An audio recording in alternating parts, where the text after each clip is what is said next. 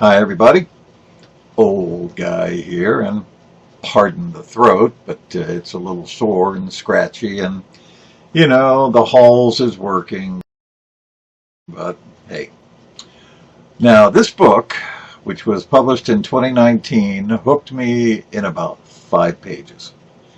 I mean, wow, what a really intriguing story of a Yale secret society, Lethe House, like the river Lethe, but I've always pronounced it Leth or Lethe, so hey, whatever. Very poor choice of words.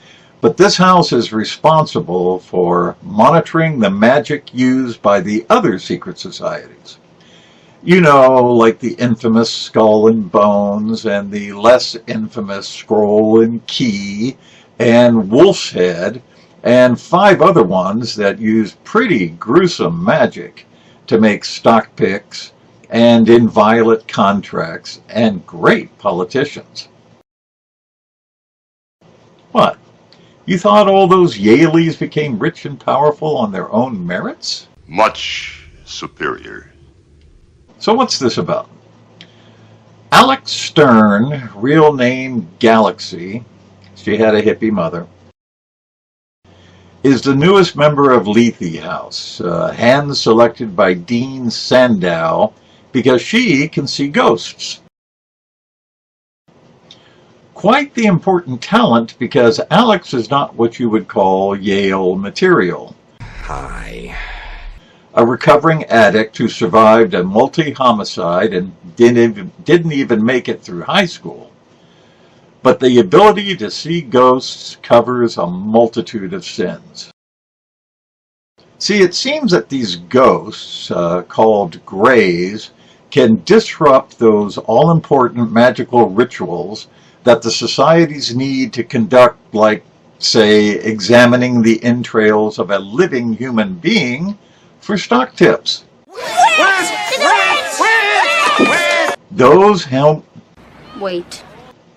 Those homeless people lying around the Yale campus come in handy for this. But if Greys interfere, then something can go very wrong, like the magic leaking out and killing some innocent person, which it does, or looks like it may have done. A body of a local drug dealer is found, and ordinarily no one would care what happens to a townie, but the dealer has some odd connections to a few of the societies and died on the night of an important ritual. The science of deduction. So, there's a chance something got out. Boy, did it. Alex's mentor, Darlington, is Lethe's house Virgil, which is the title they give for the person running the place. Alex is the Dante, which means after a few years she will assume the role of Virgil if she can stay alive long enough, that is. Homicide. Darlington is one of the best characters you will find in any modern novel. A conscientious, intelligent, and relentless keeper of the houses. He loves magic and its possibilities, especially the way it keeps the wonder of childhood. And then what happens to him? Whoa! Make no mistake, this is a horror novel with some fairly terrifying events reaching around the corner to grab you by the neck.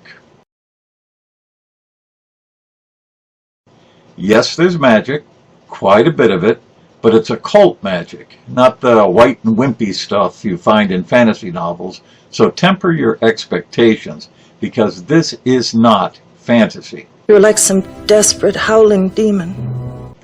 It is gruesome, and nothing is what it seems. And those societies are filled with rotters. Just are. Of course. Come on, they're all future senators. This is the first book in what looks like a series, and it ends with one hell of a, no pun intended, cliffhanger. There's another book, it's called Hellbent, and that's the sequel to this, and I intend to read it.